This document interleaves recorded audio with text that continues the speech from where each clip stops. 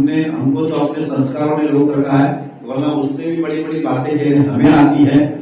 जिनके अपने घर शीशे के होते हैं वो दूसरों के घरों पे पत्थर नहीं मारते हैं। इसलिए आप जब भी बोले आप बेशक राजकीय टीका टिप्पणी करें, यह आपका मूलभूत अधिकार है, लेकिन व्यक्तिगत टीका टिप्पणी आप ना करें तो ये ज्यादा अच्छा होगा। क्योंकि हमने कभी भी आपके ऊपर व्यक्तिगत टीका टिप्पणी की शुरुआत नहीं की।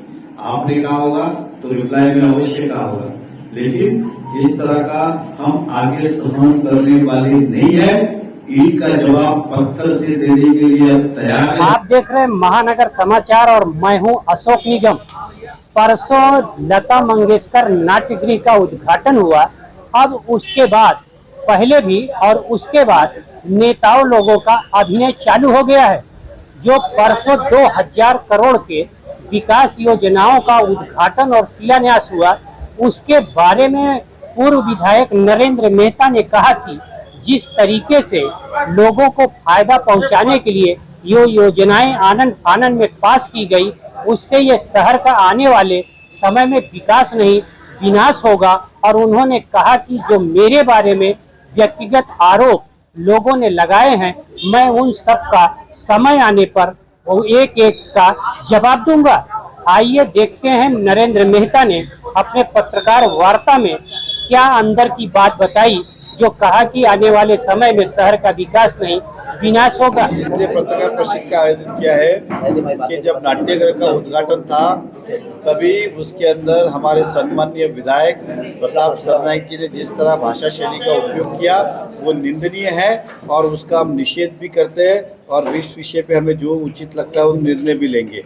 क्या उसने किया, एक तो हमारी तुलना चलते फिरते नेताओं से की। हमें इस बात का अभिमान है कि नेता चलते फिरते, लेकिन जिस शैली में किया वो निंदनीय था। साथ ही साथ उन्होंने पिछली बार गीता जैन जी ने जिस उम्मीदवार को हराया उसका आनंद व्यक्त किया और आगे भी इसी तरह का काम वो करे जिसके लिए उनका साथ देने वाले। पिछली बार भारतीय जनता पार्टी का उम्मीदवार गिरा था, अगली बार भी भाजपा के उम्मीदवार को गिराने की वो बात कर रहे हैं क्या, क्योंकि टिकट किसी का फाइनल हुआ नहीं। तो ये इससे साबित होता है, स्पष्ट होता है कि महाराष्ट्र में युति की सरकार है और इस तरह का एक सरकार में रहने हुए विधायक का इस तरह का भाषण करना, वो भी महानगर पालिका के कार्यक्रम में, कोई राजकीय मंच पे नहीं, उसका भी हम निषेध करते। ये एक विषय था। दूसरा मैंने कहा था कि हॉस्पिटल जो था महानगर पालिका को ताबे में लेके बनाना चाहिए था, वो नहीं करके एक प्राइवेट बिल्डर को दिया गया। कि उसको अब क्यों बेचा गया ये हमें नहीं पता, लेकिन अब और एक जानकारी मिली है कि उसी बिल्डर के सहयोगी को जो मार्केट रिजर्वेशन 2016 से मीरा भाईंदर के अंदर पार्किंग और मार्केट रिजर्वेशन में परमिशन बंद की थी, क्योंकि भविष्य में फेरी वाले को समावेश करने के लिए मार्केट की जरूरत पड़ेगी और पार्किंग जो रोड पे खड़ी है, बहुत बिल्डिंग में पार्किंग नहीं है, उनको पार्किंग की व्यवस्था के लिए पार्किंग रिजर्वेशन। और इसी तरह से अगर बिल्डिंग में परमिशन देते गए मार्केट और पार्किंग में, तो भविष्य में रास्ते पे लोग और गाड़ियां रहेगी, इसलिए हमने कहा था परमिशन है। लेकिन हाल ही में मार्केट के अंदर जो कनकिया रोड में मेयर बंगलो के आगे जो एक महानगर गैस का है, जो सीएनजी गैस, उसको लग के एक मार्केट रिजर्वेशन परमिशन दी, जो वो भी इनके ही ग्रुप का है। तो ऐसा क्या हो गया अचानक कि बॉडी जाने के 1 महीने के बाद आप एक एक करके धड़ाधड़ रिजर्वेशन बिल्डर को बेच रहे, इस विषय पे था। साथ ही साथ एक राजनीतिक नेता के लिए महानगर पालिका ने जिसकी जरूरत नहीं थी, चेना गांव के अंदर 8000 मीटर जगह एक्वायर करना, एक्वायर मतलब बड़जबरी से नियमों का फायदा लेके, कायदे का फायदा लेके जबरदस्ती उस जगह को एक्वायर करना और लैंडलॉर्ड को पैसा देना। अब लैंडलॉर्ड को पैसा 2.5 गुना देना पड़ता है जमीन कीमत का, मतलब करीबन 8 से 10 करोड़ रुपए चुकाने जा रहे हैं जबरदस्ती जगह एक्वायर। तो ऐसा वहां पे कौन रहता है? तो एक नेता को पॉलिटिकली फायदा देने के लिए आप ये कर रहे हो, इस तरह का ये बात साबित होती है।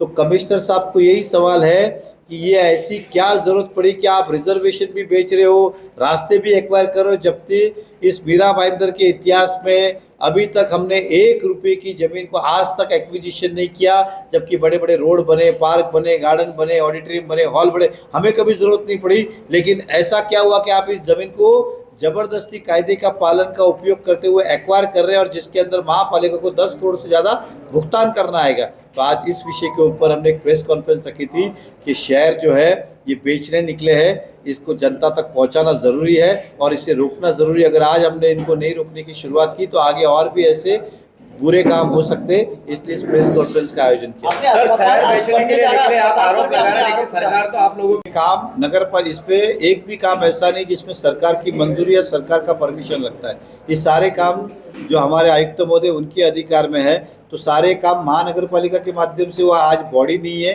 कोई नियंत्रण रखने के लिए, इसके लिए अब कमिश्नर साहब किसके बोलने पे कर रहे हैं, किस लिए कर रहे हैं, इसका जवाब वही देंगे। लेकिन इतना हमारा दावा है कि इसके अंदर गबन तो है। सर, मल्टी स्पेशल अस्पताल जो भूमि पूजन किया गया उस पर भी आपने आक्षेप लिया है, किस तरह का? नहीं, मैंने उस पर भी आक्षेप लिया है कि पूरी जगह महापालिका ताबे में लेनी चाहिए थी, ऐसा डिसीजन था। उसके बाद ऐसा क्या हुआ बॉडी जाने के बाद 1 महीने के अंदर कि आपने बिल्डर को जगह दे दी, और बिल्डर भी वो जो दोनों क्या बोलते हैं एक ही ग्रुप के, ऐसे एक को मार्केट, एक को पार्किंग, एक को हॉस्पिटल, हमारी समझ के बाहर चला। ये क्यों हो रहा है?